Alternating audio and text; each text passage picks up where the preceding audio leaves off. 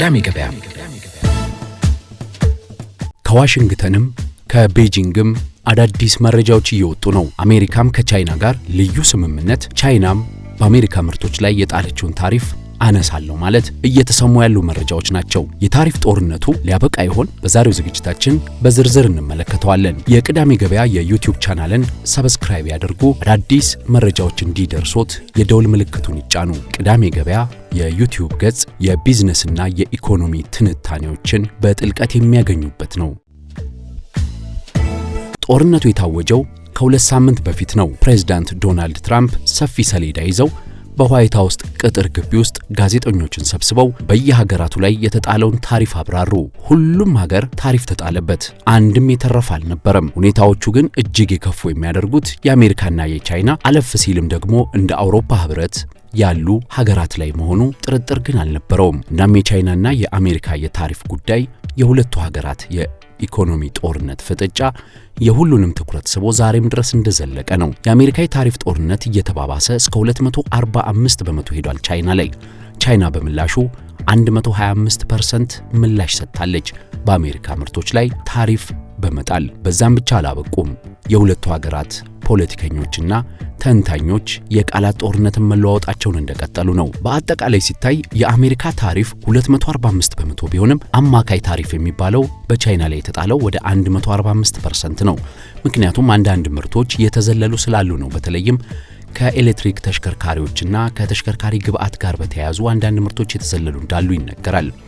ቻይና በበኩሏ የተወሰኑ ምርቶችን ከአሜሪካ የዘለለች ቢሆንም በጎንዮሽ ደግሞ ሬር እርዝ ማቴሪያል ወይም ብርቅ ማዕድናት የሚባሉት ከሀገሯ እንዳይወጡም በማገድ ላይ ስለሆነች የቻይና አማካይ ታሪፍ ደግሞ 125% ሆኖ ይቀመጣል። ከዛው ጎን ለጎን ግን የሁለቱ ሀገራት ታላላቅ ፖለቲከኞች የቃላት መወራወሩን፣ የመዘላለፉን አለፍ ገደም ሲልም የሌሎች ሀገራትን የጎን አሰላፊነት እንቅስቃሴ ሲያደርጉ ተስተውሏል። ግን አሁንም የታሪፍ ጦርነቱ አነጋጋሪነቱ እየቀጠለ ሲሆን አዳዲስ መረጃዎች ደግሞ ብቅ እያሉ ነው። የዋጋ ግሽበቱ በአሜሪካ ጨምሯል። የምርት ፍሰት ወይም ሰፕላይ ቼን የሚባለው ተስተጓጉሏል። ኢኮኖሚው በአሜሪካ እንደተቀዛቀዘ ይነገራል። በተለይም የድርሻ ገበያ ወይም አክሲዮን ማርኬት የምንለው። ይሄ ግን ለእነ ዶናልድ ትራምፕ ብዙ ትኩረት አልሰጣቸውም። በተለይ የአክሲዮን ገበያው ትኩረታችን አይደለም ነው ደጋግሞ የሚሉት። ሌሎቹ ግን ጫና እያሰረፈባቸው ነው። ከምግብ እስከ መኪና እስከ አልባሳት ድረስ በአሜሪካ ተወዷል። እናም የታሪፍ ጦርነቱ የፕሬዝዳንት ዶናልድ ትራምፕ ቡድንን ከፋፍሎታል የሚሉ አንዳንድ መረጃዎች ይሰማሉ። እርግጥ መሆኑ ቢያጠራጥርም ፕሬዝዳንት ዶናልድ ትራምፕና ዋነኛ አጋራቸው ቢሊዮነሩ ኤለን መስክ ጠንካራ የቃላት ልውውጥና ክርክር በዋይት ሃውስ ማድረጋቸውም በታሪፍ ዙሪያ ይነገራል። ነገር ግን ስኮት ቤሴት የተባሉት የፕሬዝዳንት ዶናልድ ትራምፕ የፋይናንስ ሚኒስትርና ራሳቸውም ቢሊዮነር የሆኑት ጠንካራ ደጋፊ ናቸው።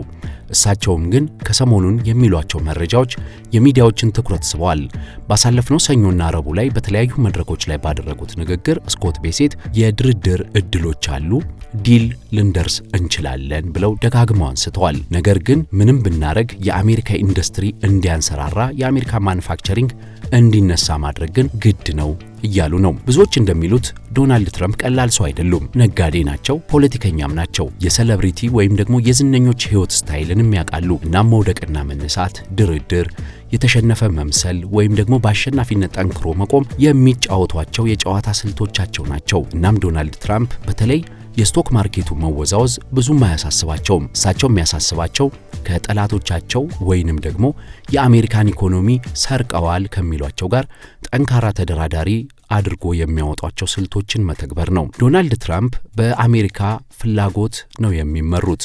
የቢዝነስ ስራችንም በአሜሪካ ፍላጎት መመራት አለበት፣ የዓለም የንግድ ስርዓትም በአሜሪካ ነው መቃኘት ያለበት የሚለው አቋማቸው ይጠቀስላቸዋል። አንዳንድ ተንታኞች እንደሚሉት ዶናልድ ትራምፕ ከሰሞኑ መለሳለስ አሳይተዋል። መለሳለስ ማሳየታቸው 2 ጥቅሞችን ያስገኛል። አንደኛው ለመላው የዓለም ንግድ እፎይታን ይዞ ይመጣል።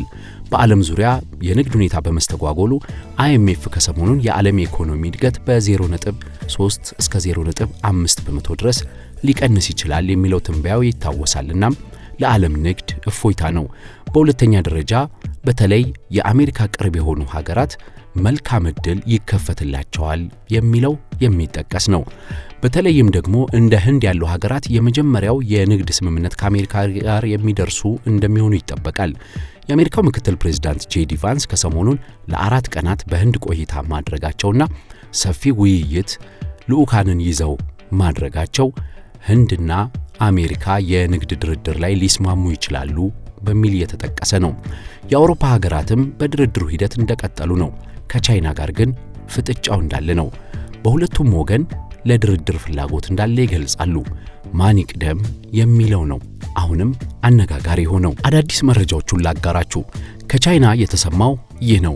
125% ታሪፍ ጥላለች ቻይና። አሁን ግን ብሉምበርግ እንደሚዘግበው ከሆነ የቻይና መንግስት ከተወሰኑ ሸቀጦች ላይ የታሪፉን ሁኔታ ለማለዘብና ምናልባትም ደግሞ ሙሉ የታሪፍ ውሳኔውን ለተወሰነ ጊዜ ሰስፔንድ ማድረግ ወይም አግዶ መቆየትን እንደ አማራጭ እያጤነ መሆኑን ሰምቻለሁ ብሏል ብሉምበርግ ስመጥሩ የቢዝነስ ሚዲያ። ብሉምበርግ እንደሚለው በተለይም የቻይና መንግስት በመድኃኒትና በፋርማሱቲካል ውጤቶች ወይም መድኃኒት አካባቢ ባሉ ቴክኖሎጂዎች፣ በኬሚካሎች እንደዚሁም ደግሞ በቺፕስ አካባቢዎች ላይ ወይም በሰሚኮንዳክተር ያለቀላቸው ምርቶች አካባቢ ላይ ከአሜሪካ ጋር ያለንን ንግድ አደጋ ላይ እንዳይጥልብን በተወሰነ መልኩ ታሪፉን እናግደው የሚል ሐሳብ እየቀረበ መሆኑን ሰምቻለሁ ብሏል ብሉምበርግ። ጎን ለጎን ግን የቻይና መንግስት አስቸኳይ መፍትሄም እያዘጋጀ ነው። በቀጣይ የሚዘልቅ ከሆነ ከታሪፉ ዳፋ ራሳችንን ጠብቀን እንዴት እንዘልቃለን በሚለው ላይ ጥናቱና ምርምሩ በቻይና ቀጥሏል እያለ ነው። እናም ቻይናም ጫናው እየተሰማት ስለሆነ ይህ ነገር እንዲሻሻልላት ትፈልጋለች የሚሉት እየተነሱ ነው። በሌላ በኩል ደግሞ ቻይናና አሜሪካ ሚስጥራዊ ድርድር ላይ ናቸው ወይ በሚለው ብዙ እየተባለ ነው። የአሜሪካው ፕሬዝዳንት ዶናልድ ትራምፕ ለሮማው ሊቀ ጳጳስ ፖፕ ፍራንሲስ ቀብር ወደ ሮም እየሄዱ ነበር። በዛን ወቅት የተወሰኑ ጋዜጠኞች ጥያቄ አነሱላቸው። ከሺ ጂንፒንግ ጋር ተነጋግራችሁ ታውቃላችሁ ወይ የሚል ነው ጥያቄው። አዎ በጣም ብዙ ተነጋግረናል፣ ስለ ቢዝነስም አውርተናል፣ ስለ ተለያዩ ኢኮኖሚ ጉዳዮች አውርተናል ብለው ሲናገሩ ጋዜጠኞቹ ደጋግመው ከታሪፍ ውሳኔው በኋላ ፕሬዝዳንት ሺ ጂንፒንግን አግኝተዋቸዋል ወይ ተብለው ሲጠየቁ ስለዚህ መናገር አልፈልግም፣ ቀኑ ይሄ ነው አልልም ብለዋል። የአሜሪካ የፋይናንስ ሚኒስትር ስኮት ቤሴት በበኩላቸው የቻይና የኢኮኖሚ ስልት ኤክስፖርት ማድረግ ነው በሚል ከሰሞኑን ሰፊ ንግግር በአንድ መድረክ ላይ አድርገዋል። እናም የቻይና መንግስት ወይም የቻይና ኢኮኖሚ ችግሩን ጭምር ነው ኤክስፖርት እያደረገ ያለው። ምን ማለት ነው ይሄ ብለው ሲያብራሩ የማይጠቀሙትን እያመረቱ ነው ቻይናውያን።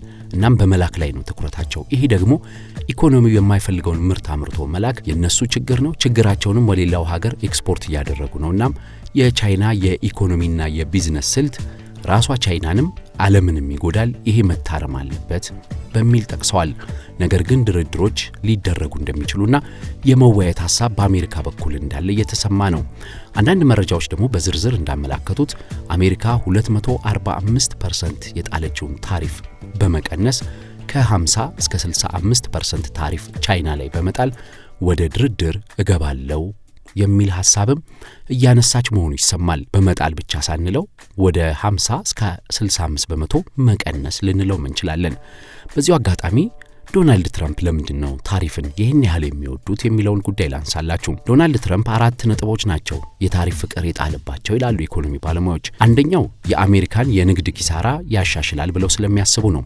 የትሬድ ባላንሱ ሲታይ አሜሪካ የምትልከውና የምትገዛው ልዩነቱ ሰፊ ከሆነ በተለይ ደግሞ የምትገዛው ከበዛ ያንን ለማጣጣም ታሪፍ ከጣልኩባቸው ሀገራቱ የአሜሪካ ፍላጎት ይቀንሳል ወይም የአሜሪካ ገበያ ፍላጎት ይቀንሳል፣ የንግድ ሚዛኑን ያረጋጋልኛል ብለው ያምናሉ።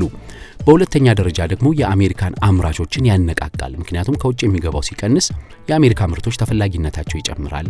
ይሄም ደግሞ የብሔራዊ ደህንነትን ወይም የኢኮኖሚ ሉዓላዊነትን ያረጋግጣል የሚል እምነት አላቸው። ሶስተኛው ደግሞ ራሱ ታሪፍ የተወሰነ ገቢ ያስገኛል በሚል ነው። እሳቸው እንዲያውም በየቀኑ ከ2 እስከ 3 ቢሊዮን ዶላር እናገኝበታለን የሚል ነው እምነታቸውና ከ600 ቢሊዮን ዶላር ያላነሰ በአመት እንደሚያስገኙ ተስፋ ያደርጋሉ። በአራተኛነት ደግሞ ዶናልድ ትራምፕ ታሪፍን በጣም የሚወዱት ዋና ገዢዋ አሜሪካ በመሆኗ ታሪፍ በጥልባቸው በሀገራቱ ላይ አሜሪካ እግር ስር ተንበርክከው ስንደራደር የበላይነቱን ይዤ እደራደራለሁ በሚል አቋማቸው ነው ግን እየሰራላቸው ነው ወይ ሲባል አሁንም አነጋጋሪነቱ እንደቀጠለ ነው፣ በአሜሪካ ኢኮኖሚ ያለው ፈተናዎች ስለሚጠቀሱ። አሁን ግን አንዳንድ መለሳለሶች በአሜሪካ በኩል ታይተዋል። በቅርቡ በቅዳሜ ገበያን በዝርዝር እንዳቀረብንላችሁ ለ90 ቀናት የአውሮፓና ሌሎች ሀገራትን ታሪፍ ለጊዜያዊነት አግደዋል ዶናልድ ትራምፕ ድርድር ላይ ነን በሚል። አሁን ደግሞ የቻይናን እንቀንሳለን እያሉ ነው። እንዲያውም ስኮት ቤሴት አሜሪካ ፈርስት ማለት ወይም አሜሪካ ትቅደም ማለት አሜሪካ ብቻ ማለት አይደለም፣ በጋራ ነው ዓለምን የምናለመው በሚል የተለሳለሰ አቋም እንዳለ በገደምዳሜ ተናግረዋል። እስካሁን ብዙ ለውጥ አላመጣም፣ አምጥቷል የሚለው የታሪፉ ጉዳይ አከራካሪ ቢሆንም አንዳንድ ሀገራት በተለይም እንደ ቻይና ያሉት ብሔራዊ ስሜትን በሕዝብ ውስጥ ለመቀስቀስ የታሪፉን እሰጥ አገባ ተጠቅመውበታል የሚሉ በርካቶች ናቸው። የአሜሪካ ማህበረሰብ ግን የቻይና ርካሽ ምርቶች ጥገኛ በመሆኑና አፍቅሮቱም ላቅ ያለ በመሆኑ በዶናልድ ትራምፕ ውሳኔ ደስተኛ ያልሆኑ አሜሪካውያን ቀላል አይደሉም የሚለውን እየተጠቀሰ ይገኛል። በአሜሪካ በኩል ይህ ነው ያለው አቋም፣ ታሪፍ ቀንሰን እንነጋገራለን የሚል ነው። በቻይናም በኩል እስካሁን አልተነጋገርንም፣ በታሪፍ ጉዳይ ላይም ንግግር አላደረግንም፣ ነገር ግን ለመደራደር በራችን ክፍት ነው የሚል ነው። ሁለቱም በራችን ክፍት ነው ብለዋል። በተወሰነ መልኩ ተነጋግረዋል የሚሉ መረጃዎችም እየወጡ ነው። እስካሁን ግን በይፋ ያሉት ነገር የለም። በመጨረሻም የታሪፉን ዳፋ እንዲህ ልግለጽላችሁ። በአሜሪካ ከታሪፍ ማግስት የዋጋ ግሽበት ተከስቷል። በርካታ ምርቶች ተወደዋል። የቻይና መረጃዎች እንደሚያሳዩት በአሜሪካ ውስጥ 245,000 ስራዎች ተቀንሰዋል፣ ምርታማነት ተቀዛቅዟል በሚል ይቀመጣል። በሶስተኛነት ደግሞ በአሜሪካ ውስጥ ኢንቨስትመንት ቀንሷል። የአሜሪካ ኢኮኖሚ ስላልተረጋጋ የስቶክ ማርኬቱ እየዋዠቀ ኢንቨስትመንትም እየቀነሰ ነው በሚል ይነሳል። በቻይና በኩል የቻይና ኤክስፖርት ወይም ወደ ውጭ የምትልከው 25 በመቶ ቀንሷል። በተለይም ወደ አሜሪካ የምትልከው በሩብ ዓመቱ ብቻ የቻይና ኤክስፖርት ወደ አሜሪካ $35 ቢሊዮን ቅናሽ አሳይቷል። በቻይና እንደዚሁ የፋብሪካ መቀዛቀዝ በስፋት እየተስተዋለ ነው ሲባል አንዳንድ ፋብሪካዎች እንዲያውም መንግስታት ከሚታደጓቸው መጠን አልፈው ወደ መዘጋት ጣፈንታ እያመሩ ነው የሚለውን ስጋት አይሏል። ይህ ሁኔታ ደግሞ ቪየትናም፣ ሜክሲኮና የአውሮፓ ህብረት የመሳሰሉትን ከአሜሪካ ጋር ያላቸውን ንግድ አሟሙቆላቸዋል። ይህም ማለያ ግን የታሪፍ ጉዳይ የታሪፍ መዘዝ አሸናፊ እስካሁን አልተገኘለትም። እንዲያውም አንዳንዶቹ ሁኔታው ሎዝ ነው ይላሉ። በየትኛውም አቅጣጫ ኪሳራ ብቻ ነው። የሀገር ቤትና ዓለም አቀፍ የኢኮኖሚና የቢዝነስ ትንታኔን ከቅዳሜ ገበያ ያገኛሉ። ቅዳሜ ገበያን በአሃዱ ሬዲዮ ያደምጡታል። በድረገጻችን በማህበራዊ ገጾቻችን ያገኙናል። የቅዳሜ ገበያ ልዩ ትንታኔዎችን በዩቲዩብ ቻናላችን በአማርኛና በእንግሊዝኛ ቅዳሜ ገበያ ብለው ሰብስክራይብ ያድርጉ። አዳዲስ ቪዲዮዎች በትኩሱ እንዲደርሶት የደውል ምልክቱን ይጫኑ።